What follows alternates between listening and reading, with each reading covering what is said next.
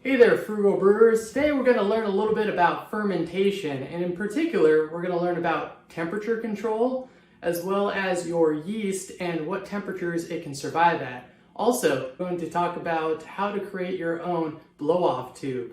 It's going to be a DIY blow-off tube that's going to save you some money in the long run. Fermentation is a really tricky topic, especially for a lot of new home brewers. A lot of new home brewers are really scared when it comes to fermentation. They often wonder, am I doing it right? Is it fermenting? Am I going to get beer at the end? Those are a lot of the questions that go through new brewers' minds. And today we're going to cover all of that, plus what fermentation vessels you should be using. So first, let's cover what the normal fermentation vessel that most people use. The fermentation vessel that a lot of people use are the 5-gallon Carboys. Now you can either use a bucket Carboy or you can use a glass Carboy like I have here. So this glass Carboy this one is about 5 gallons. It's a bit on the smaller end. We like to use 6.5 gallons so that we have enough headroom so that there isn't much of a blow off. But you can also use these and use a blow off tube. So what you're going to do is you're going to put your liquid in here, your liquid wort in here along with your yeast, and at that point you'll go ahead and put an airlock on top of here, or if you really fill it too far to the top, then you can put that blow off tube at the end. So when you have your fermentation vessel, you're going to need to have the ability to let out the excess CO2 that's going to be produced during the fermentation. In order to do that, you're going to need a rubber stopper, as well as the tube that's going to allow the CO2 to escape. There's some holes in the top here that will allow it to escape. And what you do is you fill this with a solution of water and sanitizer that is food grade. Now, once you fill that to about halfway in here, then you're going to go ahead and take one of these top stoppers that's got a hole in it, and you're going to put that through here.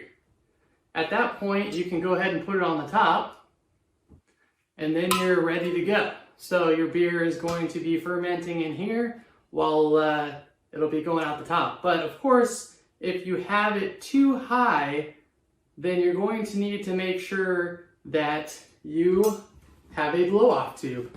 And one of the best methods that I've found for getting a blow-off tube that's really cheap is to use either a iced tea jug or a milk jug. And what you can do is you can use some silicone tubing, and then you also have the same rubber stopper with the hole in the center, and you put the rubber tubing through it. Now you're going to place that on the top of the Carboy, and then this other end goes through into here. And the best thing to do is to put it through the handle. That way, when there's some vigorous fermentation and the blow-off tube starts blowing off at the end, then it won't fly out and get beer all over the place. So when you got that set up in there, you'll go ahead and put it next to your Carboy. But what you'll want to do too is to put this in a trash bag so that even if it does blow off and this overflows, then you're not going to make a huge mess and have a bunch of sticky stuff everywhere. A lot of times I'll see beginner home brewers with just this on top, and they put it in a 1-gallon Carboy or even this size, but they fill it all the way to the top, and then all of a sudden their blow-off tube just gets completely blown out, and then they'll just have a mess everywhere. Another thing too that I see a lot of beginner home brewers make is that they have a lot of trub at the bottom, and that trub at the bottom is basically any excess yeast, hops, any other stuff that you've put in the boil will collect down at the bottom. And that collection at the bottom is going to push all the liquid up, and then you'll have less space. We're going to talk a little bit about yeast now. So when choosing your yeast, beginner homebrewers really need to make sure that they choose a yeast that will be good for their climate. So if you are in a hot climate, you need to make sure that your yeast range is so that it will be able to withstand temperatures up to 80 degrees that you may have in your house, or if you're in colder temperatures, you need a yeast that can survive down to those temperatures below 60. Now, I know a lot of you guys temperature control your houses, so your range of your house should be anywhere from 60 to 80 anyways, but it's very important because there's a lot of yeasts out there, especially the liquid yeast, that seem to only survive up to a temperature of about 72. And they could survive a higher temperature, but then you start getting off flavors, and then once you get really, really high, or if it spikes for just a second, then basically you're going to have dead yeast on your hands and your fermentation is going to stop. And we don't want that. So one of the things that you can do is to get a fermentation chamber so that you can regulate the temperature of your beer in that certain zone, so that you can get those yeasts that are at a 72 range and keep the fermentation at about 70, and then you're going to be good to go, getting those perfect flavors and getting that perfect taste that you want at the end of the fermentation. One yeast that I suggest that you get that will survive up to about 80 is actually, I found, Mangrove Jacks. They actually have pretty good fermentation ranges, and it makes me want to suggest that to newer homebrewers. That way you don't actually have to buy a fermentation chamber, and you can actually just ferment right in your room, right in the middle of the open, except you're going to need to make sure that that location is a dark location, because you don't want light to reach your fermentation. It needs to be dark, and if it's not dark, then your beer is going to, again, get off flavors. So if you've noticed a trend here, you're going to need to make sure that you have temperature correct. You're going to need to make sure that you don't introduce it to light, and you're going to need to make sure that you have blow-off to collect anything from the vigorous fermentation that's going to be going on. Now, I just want to show you guys a little bit about when you want to upgrade to having a fermentation chamber so that you can use different yeasts you're not able to use with just fermenting in your room. Then you can go ahead and build your own fermentation chamber it's still pretty expensive, but it's a lot cheaper than the alternative fermentation buckets. So the alternative fermentation buckets are really expensive. They could be upwards of like $600, and for the temperature controlled ones, it would be $600 to $800. So for those, I'll kind of show you a little bit about those on my computer screen here. But basically, these fermentation chambers are an all-in-one, and so you can just set them in your room and they'll temperature control themselves. In the long run, they might actually be worthwhile just because of the fact that you're not using as much energy to get the fermentation of those to a specific range. Whereas if you have a bigger fermentation chamber, it's going to have more space inside that you're going to have to cool in order to make the entire thing stay a specific temperature.